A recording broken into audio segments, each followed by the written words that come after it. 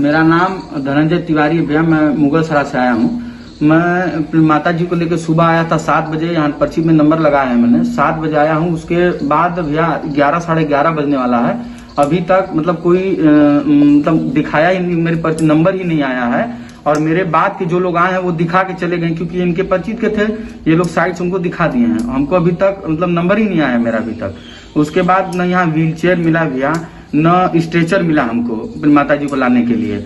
और मैं कम से कम 4 या 5 महीने से आ रहा हूँ। 4-5 महीने से मैं परेशान हो गया। और इसी तरह मैं आता हूँ तो शाम तक मुझे ये सब चीजें फेस करनी पड़ती हैं। और यहाँ कंपाउंडर जो है, इनके जो स्टाफ हैं, वार्ड बॉय जो है, ये लोग भी मतलब ढंग से बात नहीं करते हैं, गलत तरीके से जवाब देते हैं। और डॉक्टर भी अपनी मनमानी कर रहे हैं लोग। ये हर साल की तरीके से यहाँ पे सीजनल ये वेक्टर बॉर्न डिजीज़, डायरिया, ये सारी चीज़ें आती हैं। इस साल भी बहुतायत में आ रही हैं। और हम लोगों की फुल कैपेसिटी में हॉस्पिटल काम कर रहा है। जितना हम लोग यहाँ पर एडमिट कर सकते हैं हम लोग एडमिट कर रहे हैं। मुझे इस कहते हुए ये भी हो रहा है कि हमारे सभी डॉक्टर्स जो हैं, जितने भी चिकित्सक गण हैं, वो भरपूर जो है इस कार्य में लगे हुए हैं। लेकिन ये बात सत्य है कि जितनी हमारे पास स्थान है, कई लोगों को उसमें बेड नहीं मिल पाता है, तो वो निश्चित रूप से उनको ये लगता है कि हम इलाज नहीं करने में अक्षम हैं, जबकि ऐसा नहीं है। जितनी हमारे पास जगह होगी हम उसमें पूरा कार्य कर रहे हैं। सर, क्या बेड की संख्या है, क्या वैकेंसी है, कुछ नंबर्स?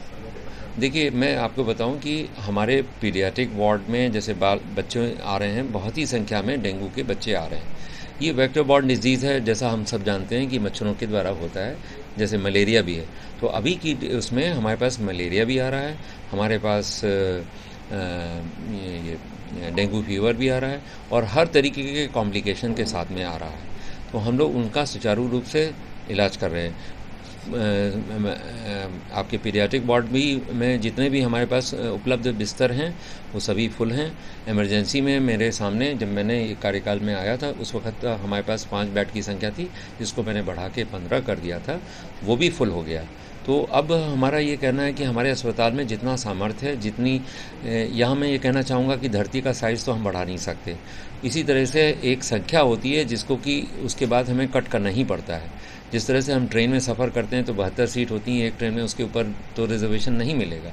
वही बात हमारे यहाँ भी है कि हमारा जब बेड पूरा फुल हो जा रहा है उसके बाद भी हम लोग किसी तरीके से ट्रॉली पर रख करके, कभी कभी हम लोगों को मेज को भी का इस्तेमाल करना पड़ता है, लेकिन हम लोग किसी को इग्नोर नहीं कर रहे हैं, क्योंकि मानव को बचाना है, चाहे वो बच्चा हो चाहे बूढ़ा हो, बचाने की हमारी प्रक्रिया चालू है और उस सेवा में हम लोग लगे हुए हैं। सर, यही पूछने वाले थे कि काफ़ी मरीज जो हैं, क्या इन्हीं वजह से स्ट्रेचर पे ही या व्हीलचेयर पे ही उनको ट्रीट किया जा रहा है? जी हाँ, हम कैसे मना कर दें, हमें तो मानवीय संवेदनाओं को ध्यान में रखना है।